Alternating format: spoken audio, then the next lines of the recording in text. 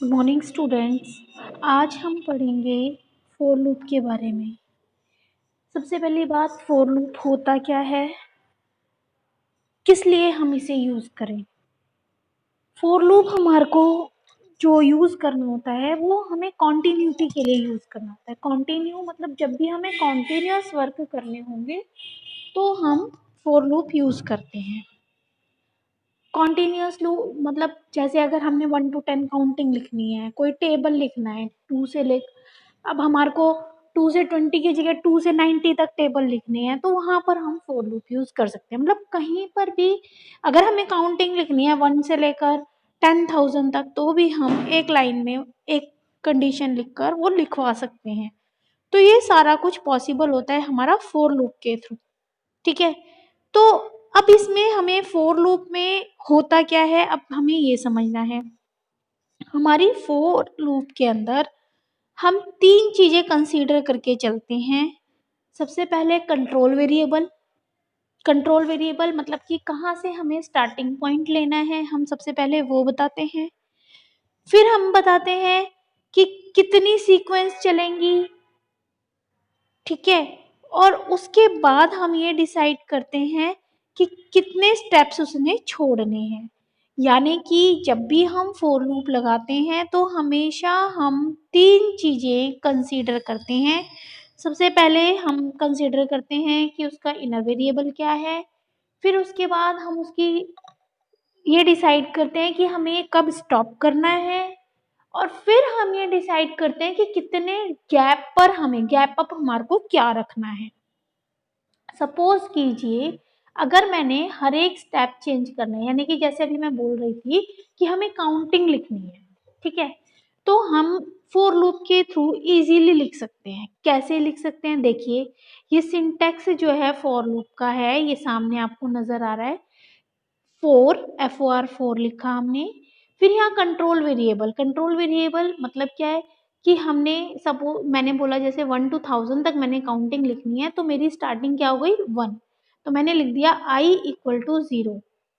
तो I अपने आप में क्या बन गया, एक इंटीजर टाइप का वेरिएबल जो कि कहाँ से स्टार्ट हो रहा है।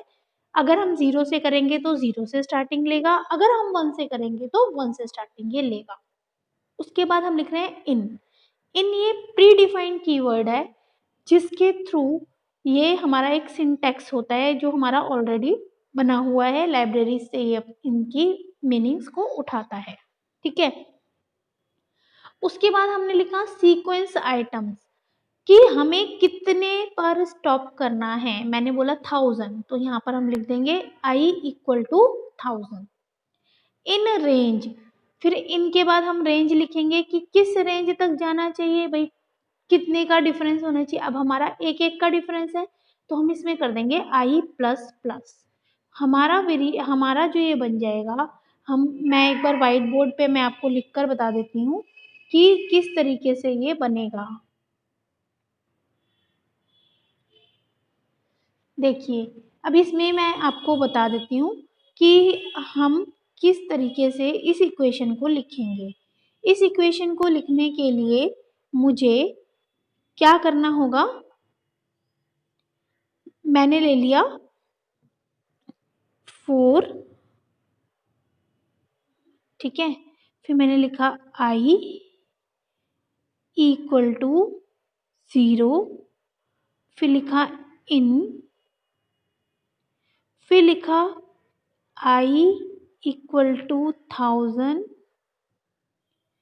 फिर मैंने लिखा इन I प्लस प्लस, और ये ब्रैकेट हमने बंद करके यहाँ पर लिख दिया इस तरह से कॉलन। तो ये वाला हमारा जो एक स्टेटमेंट है हम यहाँ पर कर देंगे प्रिंट, ब्रैकेट में कर देंगे I। तो जैसे ही हम ये लिखेंगे तो ये हमारे को प्रिंट करके दे देगा I को कि कहाँ तक 1000 तक। ठीक है बेटा, अब मैं आपको आगे कंटिन्यू करती हूँ जहाँ पर हम थे।